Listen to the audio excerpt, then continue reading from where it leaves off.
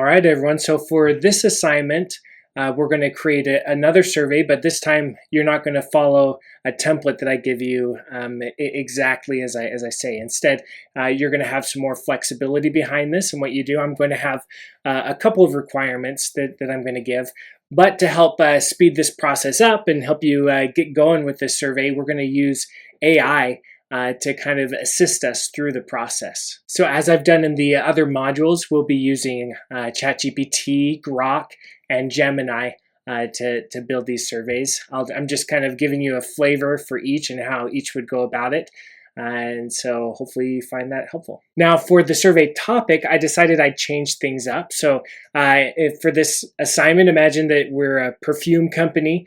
We have a new perfume that's Essence number 7, and I'm going to allow you to kind of structure this survey however you'd like, but I'm asking you to fulfill the following requirements. Number 1, for structure and flow, include at least 3 blocks: the intro block, the scent test questions, and the demographics. And as we did in last assignment, use page breaks to kind of keep it so we don't have this long strand of questions throughout the survey. So for question types, I'd like you to have at least one multiple choice screener. This one will, if participants answer incorrectly, if they're not who we're looking for, it'll kick them out to the end of the survey. At least one rank order question, at least one open-ended qualitative question, one matrix table question. Our completed survey in the last assignment didn't include a matrix table, but we did go through it in the video. And for one of your questions, I'd like you to show that you can randomize the choices there. And then easily for validation and response requirements, make sure that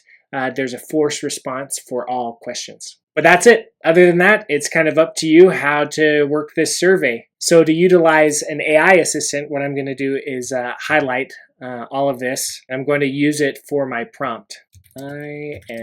So this is a prompt I'm going to be using. I'm going to say I'm creating a scent test survey for perfume Essence number 7. The survey should fulfill the following requirements.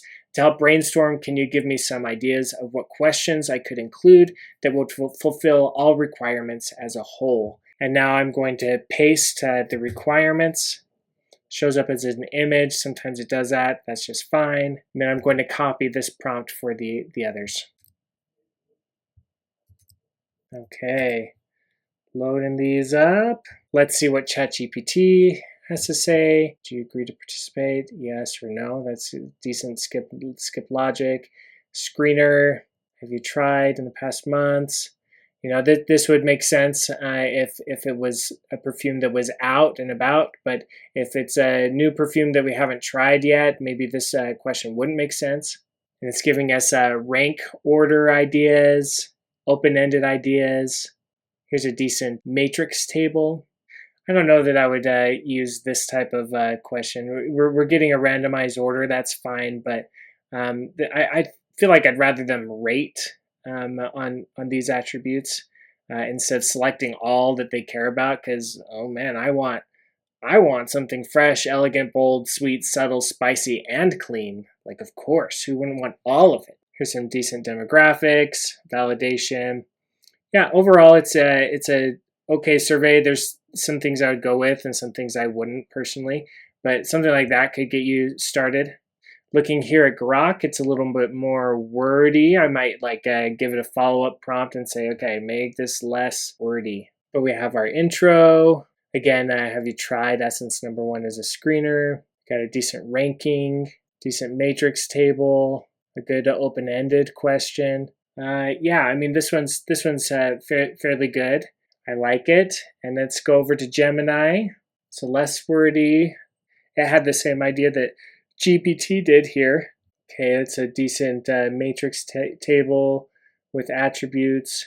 Ooh, that's a fun open-ended question. You might be able to get some deep responses there. We've got a rank order question. Yeah, you know, I like different aspects of all 3. So you go ahead and you could have some follow-up prompts with it.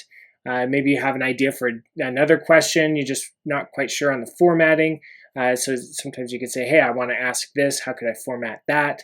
And that works really well as well. So we covered enough in the first assignment that any of these questions that these AI came up with, you should be able to pretty easily create in Qualtrics.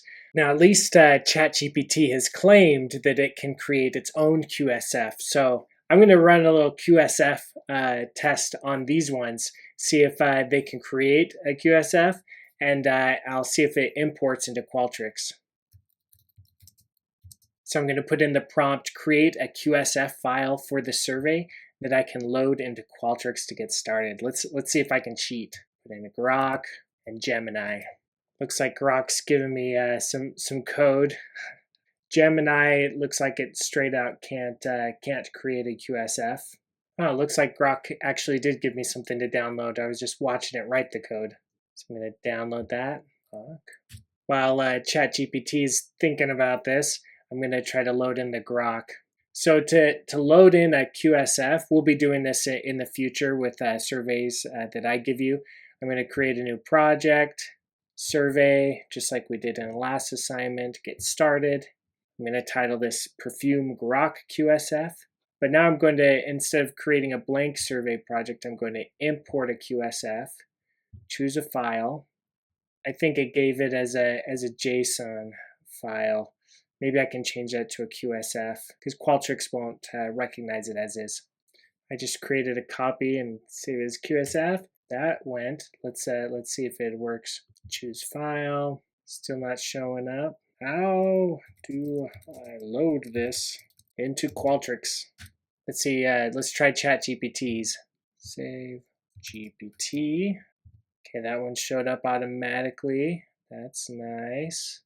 And then create project. Ah, something went wrong. It didn't work. Go figure. Almost like I knew that would happen. Come on, Grok. Give me a JSON file. I need a QSF. And now it's writing the QSF code. Let's see if it works. Okay, let's see if this one works. Download. XML. Try this again. .qsf. It's saved. Let's see if it recognizes it in Qualtrics. Choose file. Send survey test. Open. Yeah, it looks like that one's not working either. And maybe if I really wanted to spend a lot of time, I could see if Grok could change that out, but I'm guessing it's going to more trouble than what it's worth. So long story short, as of yet, neither one of these platforms is able to get me started with a QSF file to create a survey. So you'll definitely need to take these ideas and then create the survey from scratch. Then you'll export the survey as a QSF, and then you'll import it into the box below, and then we should be good to go.